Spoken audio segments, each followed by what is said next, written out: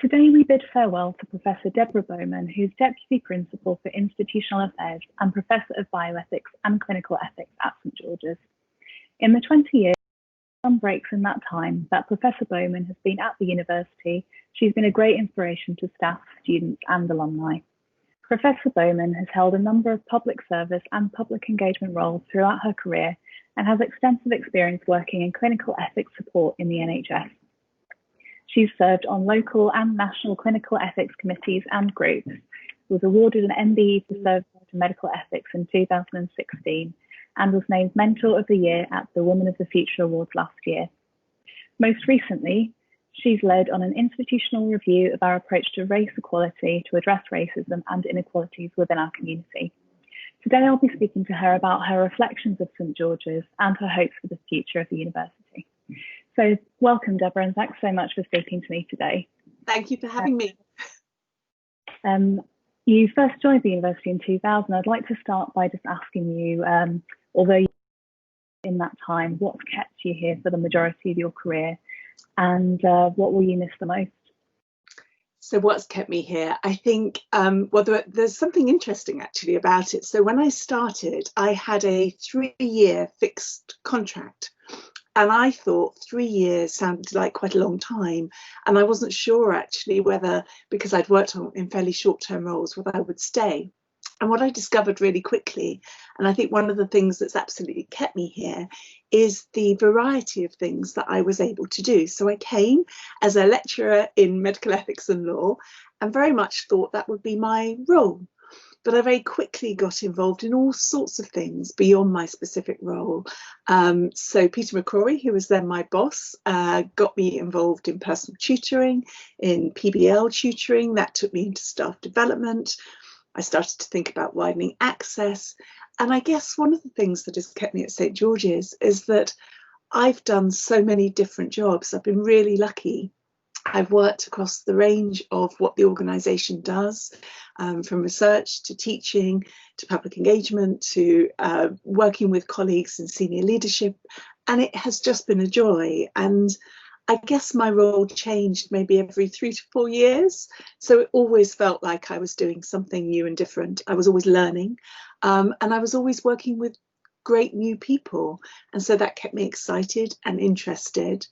I think in terms of what I'll miss, oh gosh, there's a lot. There's a huge amount, and it is a cliche to say it's the people, but it is going to be the people. I think from the beginning, I've had strong relationships. I've been really lucky to have strong relationships with colleagues and students and former students. I stay in touch with many former students. And I think there's something about those relationships that you don't realise how foundational they are to everything that you do until you haven't got them anymore. So I'll miss that, but I hope that I will stay in touch with lots of people. I was going to say I'll miss the building and being in Tooting, but we haven't actually been in Tooting and I haven't been in the building since March, but I do miss that. I miss its location, its energy, that feeling you get through. And I'll miss the quirks as well. There are quirky things about St George's that lots of people know. Really strange things will stick in my mind. So the pace at which glass doors open, it's incredibly slow at St George's. It's slower than any other building I've ever been in. And I'll miss doing that dance as you try and get through those doors or get them to open. I'll miss Peabody's. I'll miss just everything really, being in the building. And you touched a bit on your teaching, and I know that you've continued teaching throughout your time at St George's. What do you enjoy the most about teaching? Oh gosh, I love teaching. So I love an audience, which is probably not a very thing to be proud of, but I do. I like communicating anything really, but particularly something that I feel energized about. My subject is all about questions, difficult questions. And it's all about differences of view. There rarely is a right answer. Sometimes there is, but rarely. And so I suppose it doesn't matter. It's never mattered whether it's the 20th or the 40th time that I'm teaching the session on, I don't know, capacity or consent. Because of the way teaching works, you've got a whole bunch of people who will bring new perspectives to that. They'll ask questions I haven't thought of. They'll share experiences. generously often that change my thinking. So it's always felt fresh, and it's always felt developmental, actually, that you're a small part of somebody's progress into becoming their future selves. That sounds really grand, but actually you can see the doctor the medical student will be, or the physician associate the student will be, or the scientist that the student will be, and you can see them grow and think, and you can start to get glimpses of how what you're discussing today might inform practice in a few years' time. And I don't know, it's a huge privilege. It's a huge privilege, the way you get to know people, the way people trust you, actually, because you have to be quite vulnerable as a student. It's difficult not to know stuff, especially when you're a high achieving perfectionist, which many people, including me, are. And so there's something about that openness to learning that I find moving, actually. It is moving. So teaching is a huge part of my identity. I'm teaching in some capacity. And thank you. You've had a wide range of other external commitments as well alongside your responsibilities at St George's. So you must have learnt lots about the priorities of other organisations and how they work. How have those insights helped you at St George's? I've been really fortunate that I've always worked for people who have encouraged me to take on these external roles. And as you say, I've worked with a huge range of organisations. I've been really lucky. So I've worked with charities, I've worked with theatre companies, I've worked with regulators, I've worked with NHS trusts and third sector organisations, think tanks, those sorts of things. And the BBC has been a huge part of my work as well. And I guess, you know, for some of them, it's really obvious what they contribute. So if I'm working for the GMC regulate our programmes, they quality assure our programmes, they regulate the profession that we're training our students for. And it's fantastic to have those insights to bring back to St George's, but also to be able to take a St George's perspective to influential organisations that shape the landscape of a profession that we're dedicated really to serving. For other organisations where perhaps the relationship is less obvious, so a theatre company might be a good example, actually I still take a huge amount. So I worked with the Donmar on a production called Elegy, which was about dementia and dementia services. And there was so much about working with the cast on that made me think again about the ethics of dementia services and how they're set up, that then informed my teaching. And then working with the BBC, I think any academic, anybody actually, never mind an academic, it can't help but shape the way you learn to communicate ideas.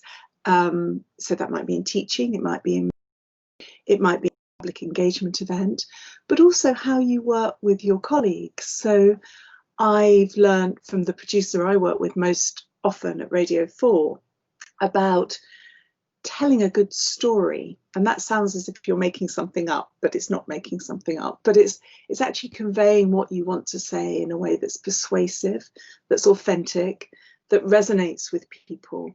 And I've brought all of that into St George's, I hope. And again, it's meant I've continued to learn, and there's nothing I've done that hasn't fed in to everything I do at St George's. And I think there's nothing I've done at St George's that hasn't fed into that external work. It really is a symbiotic relationship. And you first joined St George's in 2000. I'd be interested in knowing if you could talk to the Deborah who joined St George's at that time. What advice would you offer her? Well, I guess the first bit of advice would be don't worry about the 3-year contract. It's not too long. So I think there's that. I think I mean, it's interesting, isn't it, looking back on how you were. And there was something actually personal about my life at the time. My children were very small, and I'd been working, so I'd worked for the University of Surrey, but in a very part-time way, and I'd been running my own consultancy, ethico-legal consultancy, doing teaching and writing and other sorts of things. And the job came up, and it was a bit soon, really. My children were a bit too small for me necessarily to want a full-time job, and I was quite worried about it. I was quite worried about whether it was the right time to come back to a full-time job and all of those things. And I guess I would say to her, don't worry about that. You will love this job. And not only that, because you will love this job, your family will love seeing you love the job. So I think there's a personal thing. I think I would also say, realize what a special place you're in. You know, I had worked at other universities before I came here. So I'd worked for the Open University, I'd worked for Surrey, I'd worked for Queen Mary and Westfield, and I'd loved them. But there's something distinct about St. George's, and I guess I would say notice these things and relish every opportunity. You're going to get opportunities that you can't imagine. Seize them, relish them. And the final bit of advice might be that there will be bad days and tough times, because there inevitably will be. But just hang in there. This too shall pass, would be my advice there. And in those tough times, you will be more supported by your colleagues than you could ever imagine. Thank you. And what are your hopes for the university's future as you leave? Oh gosh, well, I mean, I hope it continues to thrive. I think there's so much talent and commitment and energy at St. George's, even now, even in these really strange times when we haven't been in the building, many of us, for a long time. We haven't seen each other. We're doing this remotely. I think that commitment and that energy and that potential to do good in the world will always remain. I guess I would like to see St. George's develop the work that I've been most closely involved with. You'd expect me to see that. So I'm leaving at the midway point, I guess, through the race equality, and I really want to see that come to fruition.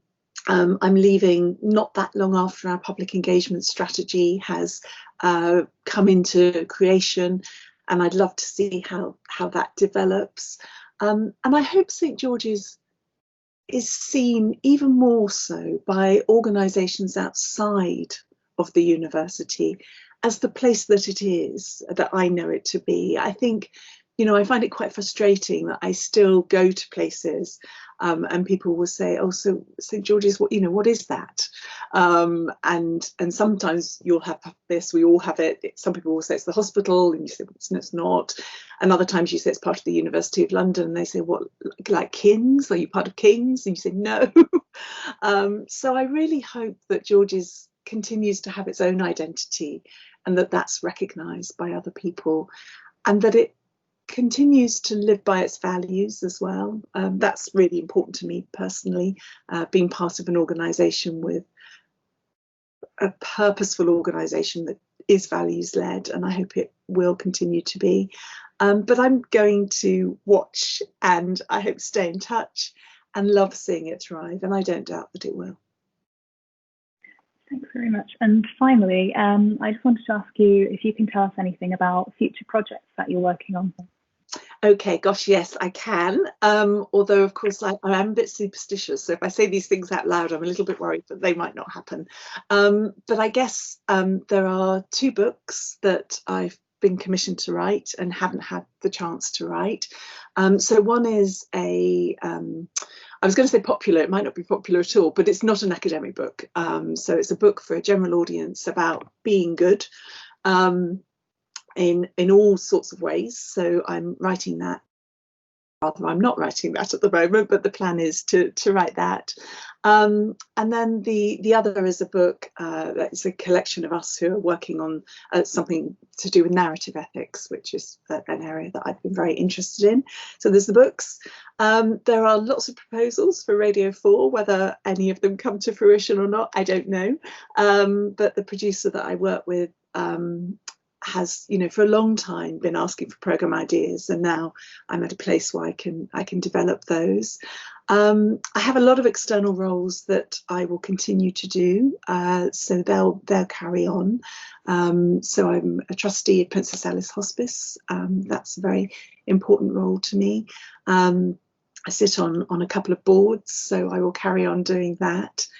And then there are things I probably can't talk about yet, but people have very generously approached me about that I am exploring at the moment. But I also want to be able to give a bit more time to my family as well. So I need to be careful not to fill my diary with lots and lots of other things and then lose the time that I'm hoping to get. So yeah, I think the future is daunting, but it's also exciting in some ways as well. Well, thank you very much once again. It was really interesting hearing some of your reflections today. And best of luck for the future. And I'm sure you'll be really missed by everyone at St George's.